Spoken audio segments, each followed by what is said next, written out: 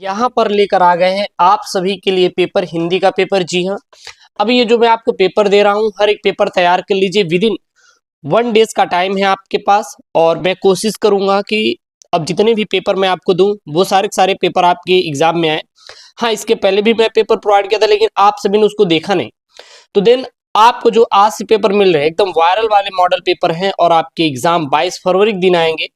और हम डायरेक्ट आपको सोल्यूशन भी ले आ रहे हैं, और साथ ही साथ आपको पेपर भी प्रोवाइड कर रहे हैं। सोच सकते हैं कि कितना इंपॉर्टेंट है आप सभी के लिए। इसलिए आप इसको पूरा रट के ही जाइएगा पेपर देने से पहले। जो 22 फरवरी का आपका हिंदी का पेपर है उसको देने से पहले आप इसको रटिएगा, उसके बाद ही जाइएगा, ठीक है ना। तो आज का पेपर कोड 302 है, आपका हिंदी पेपर कोड है, पेपर है ये। और 3 घंटे 15 मिनट का आपको क्या मिलेगा, टाइम मिलेगा भाई साहब पेपर को सॉल्व करने के लिए। अपूर्णांक आपका 100 नंबर का क्या रहेगा, हिंदी का पूर्णांक रहेगा। और 15 मिनट, 3 घंटे 15 मिनट रहेंगे, लेकिन जो 15 मिनट रहेंगे आपको प्रश्न पत्र पढ़ने के लिए क्या रहेंगे सर, निर्धारित रहेंगे। इस प्रश्न पत्र में 2 खंड है, दोनों खंडों के सभी प्रश्नों का उत्तर देना अनिवार्य है।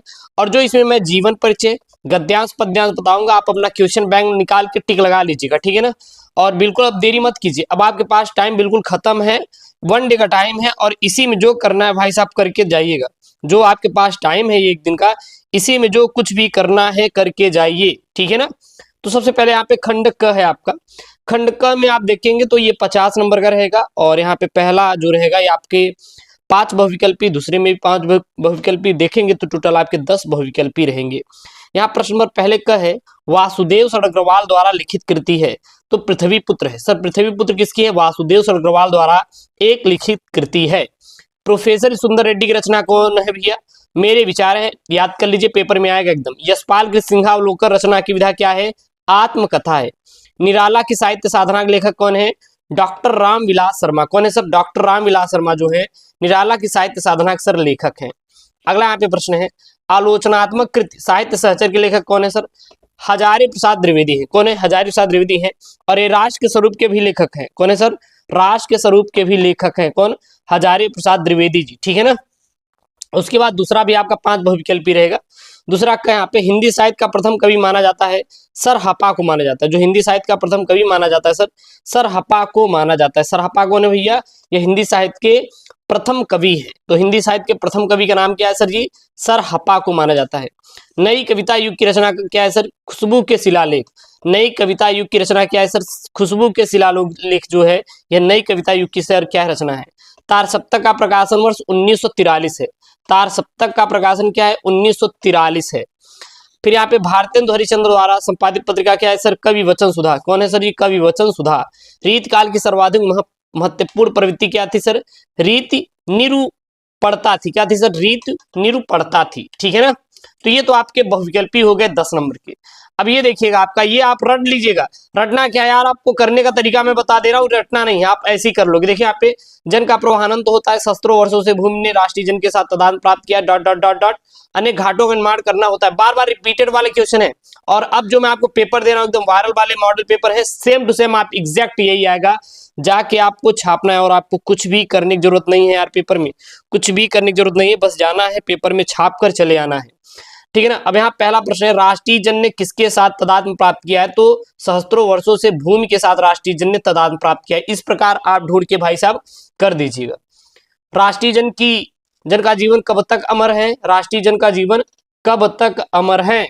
तो राष्ट्रीय जन का जो जीवन है कब तक अमर है, जब तक सूर्य की रश्मियां नित्य प्रातःकाल भुवन को अमृत से भरती रहेंगी तब तक राष्ट्रीय जन का जीवन अमर है।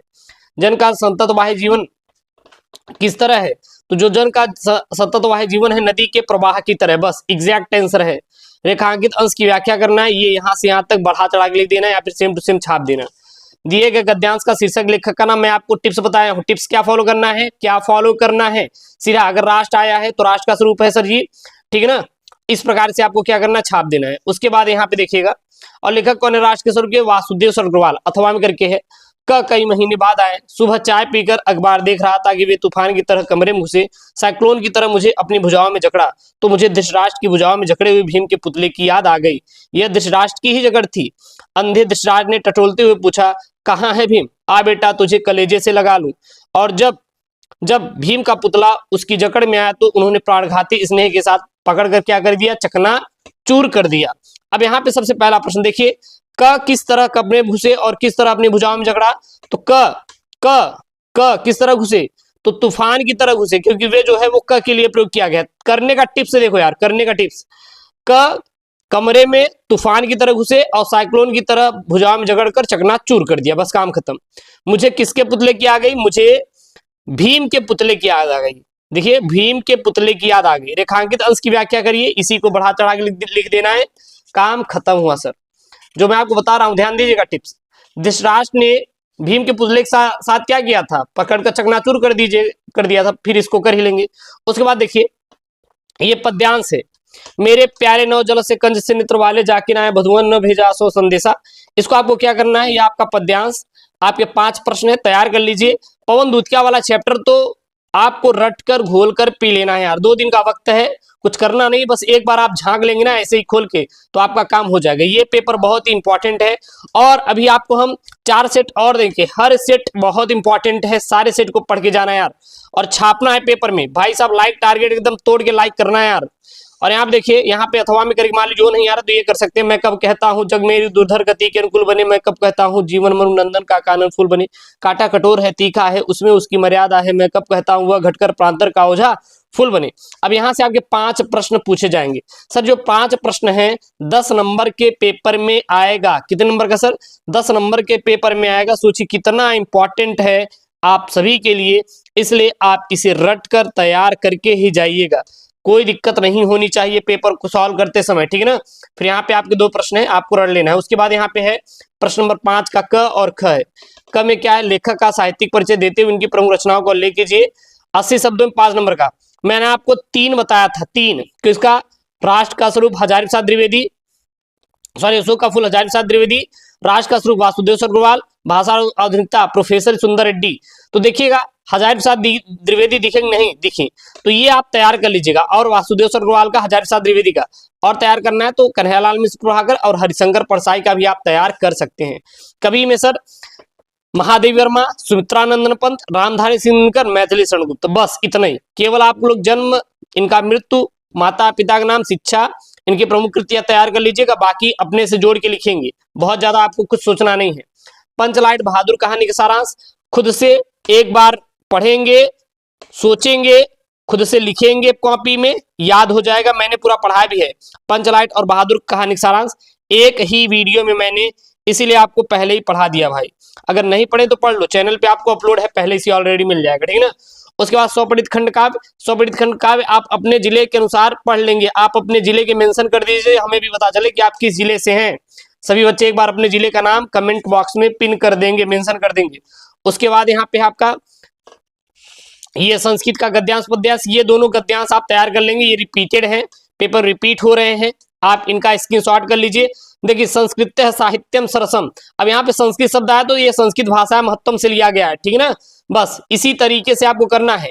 राष्ट्र शब्द आया है, इस प्रकार से आपको ढूंढना है, जब आप ढूंढेंगे तो आप करेंगे, तो स्क्रीनशॉट कर लीजिए, अनुवाद सहित करना है। और यहाँ पे भी थोड़ा, फिर पद्यांश में ये दोनों हैं, आप इन दोनों का स्क्रीनशॉट कर लीजिए, पद्यांश में यही करेंगे आराम से, 7 दूनी 14 नंबर का एकदम पक्का हो जाएगा, ठीक है ना, कोई दिक्कत नहीं।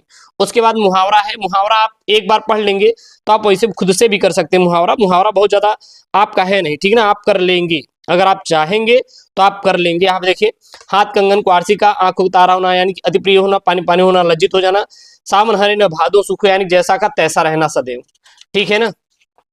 उसके बाद यहाँ पे अपठित गद्यांश जो कि संधि विच्छेद और विभक्ति और वचन के स्थान नया सिलेबस जुड़ा है, इसको मैं करवा दिया हूँ।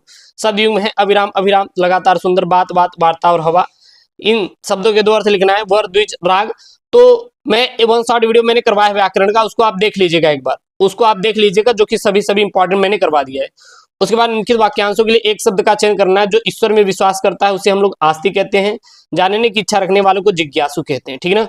उसके बाद वाक्य को शुद्ध करके लिखना है, तो ये तो आप कर लोगे, गिरी हुई हालत में आप कर लेंगे, आप टेंशन मत लीजिएगा इसके लिए। हाँ, इसको आप जरूर से जरूर रट लीजिए, वीरस अथवा करुण रस, रस छंद अलंकार आप रट के जाएंगे, ये सब वीरस करुण रस रट लीजिए, यमक श्लेष रट लीजिए, चौपाई सोठा दोहा, ये सब आपको रट कर ही पेपर देने जाना है। फिर यहाँ पे देखेंगे तो ये आपके 2 रहेंगे। पत्र लेखन, तो मैंने आपको बताया भी है, इस पर मैंने आज ही पत्र लेखन करवाया है, आप जाइए देखिए, आज ही मैंने पत्र लेखन करवाई, वीडियो ऑलरेडी अपलोड है इस पे, ठीक है ना, इसीलिए मैंने आपको इस पर वीडियो पहले ही अपलोड कर दिया ताकि आप इसको जब देखें तो आप कर लें। उसके बाद निबंध लेखन, ये सब आपके निबंध लेखन बहुत इंपॉर्टेंट, देखिए पर्यावरण, बढ़ती जनसंख्या और मेरे प्रिय कवि, और वही है स्वच्छता, और साथ ही साथ यहाँ पे जीवन में सदाचार का महत्व। तो ये सब आपके एकदम वायरल वाले क्वेश्चन है जो कि आपके पेपर में आएंगे, तो आपको छापना है और ये पेपर आप तैयार करके ही जाइएगा एग्जाम देने के लिए 22 फरवरी के दिन, ठीक है ना।